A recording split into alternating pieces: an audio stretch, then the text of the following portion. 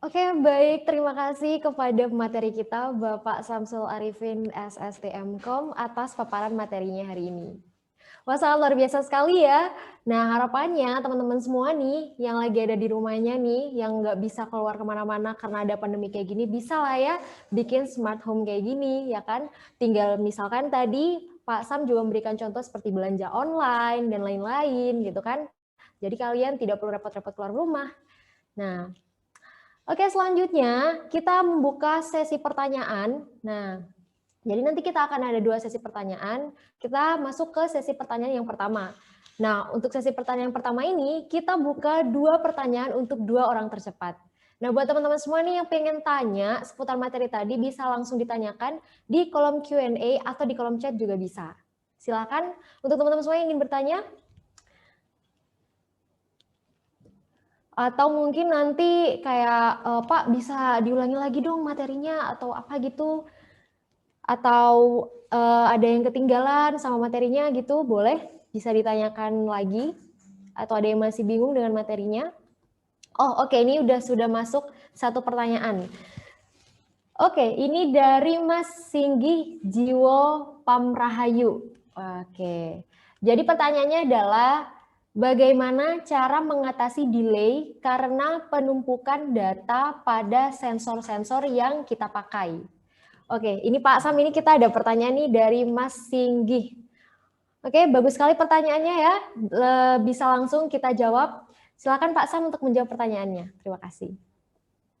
Baik, terima kasih. Oke, masuk pertanyaannya dari Mas Hingga ini. Bagaimana cara mengatasi delay karena penumpukan data pada sensor-sensor yang kita pakai? Oke, jadi memang benar kalau kita membuat suatu sistem, merancang suatu sistem dengan banyak sensor, dengan banyak kontrol, dengan banyak input, dengan banyak output, itu maka akan berpengaruh ke pembacaan ya. Proses pemrosesan data juga akan ikut menjadi problem. Jadi di sini itu akan berpengaruh kepada sebenarnya terutama itu yang paling berpengaruh adalah konektivitas internetnya. Ya. Masalah delay itu biasanya ada di konektivitas internet. Karena apa? Saat sensor-sensor dibaca oleh device-nya, oleh controller, katakan mikrokontroller pakai Node MCU, itu sebenarnya sudah sangat cepat pembacaannya ya.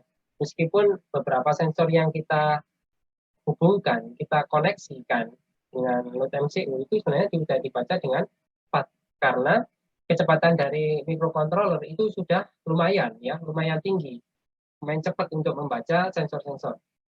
Nah, berarti problemnya adalah di konektivitas internet.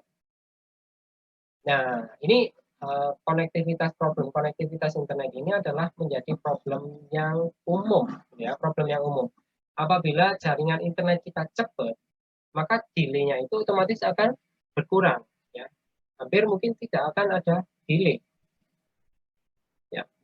Ketika jaringan internet kita lemah atau trafficnya sedang sibuk padat, otomatis pengiriman datanya juga akan terhambat, yang mengakibatkan jadi ketika sensornya mengirim data ke device kita, ke handphone kita, maka itu akan sedikit terlambat, mengalami delay, ya.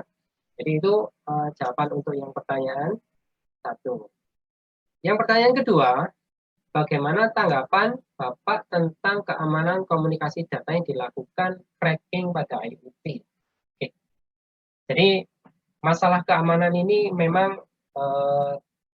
menjadi keamanan ya, di samping keamanan rumah kita yang kita amankan dengan IoT, keamanan data pada komunikasi dengan menggunakan teknologi internet ini menjadi masalah juga yang harus kita pikirkan. Nah, bagaimana kita melakukan enkripsi data kita, bagaimana kita melakukan proteksi terhadap data kita, itu juga penting. Nah, ada banyak sekali metode yang bisa kita pakai untuk melakukan proteksi, melakukan enkripsi data yang kita pakai. Itu hal-hal, saya kira hal yang mungkin perlu kita berikan kalau kita merancang semuanya dari nol. Kalau yang saya contohkan tadi, kita kan pakai server IoT-nya, dari Blink, punyanya Blink ya. Selain itu ada juga server punyanya Google, ada Firebase ya, ada Firebase, kemudian ada Cloud ya, ada Cloud-nya.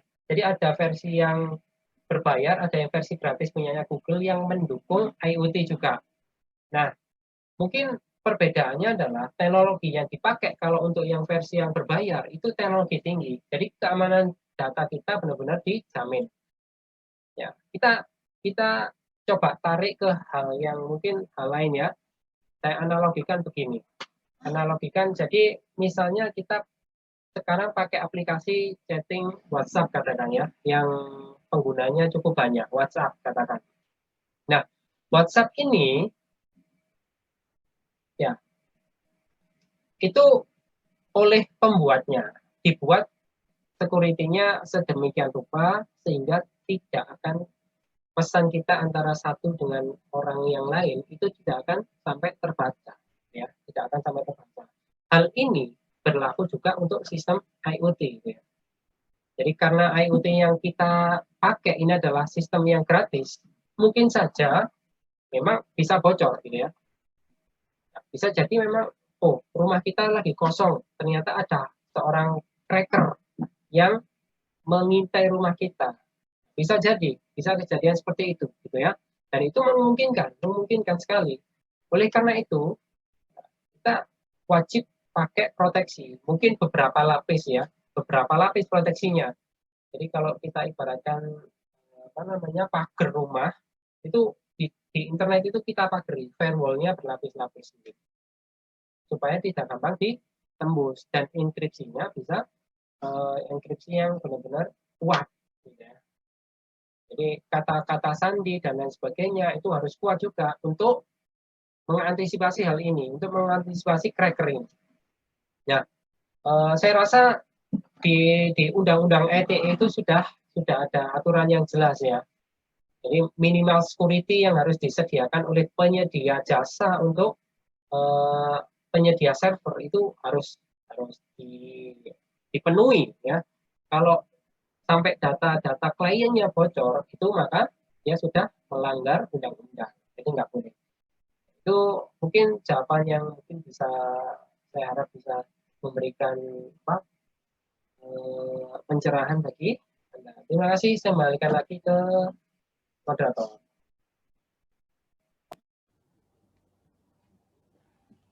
Oke, baik, terima kasih Pak Sam sudah menjawab pertanyaan dari teman-teman tadi. Terima kasih juga tadi kepada teman-teman Mas Robertus sama Mas Singgih yang sudah bertanya. Dan semoga jawaban dari Pak Sam tadi bisa menginspirasi teman-teman semua untuk lebih ingin mengenal lagi tentang apa itu smart home gitu ya.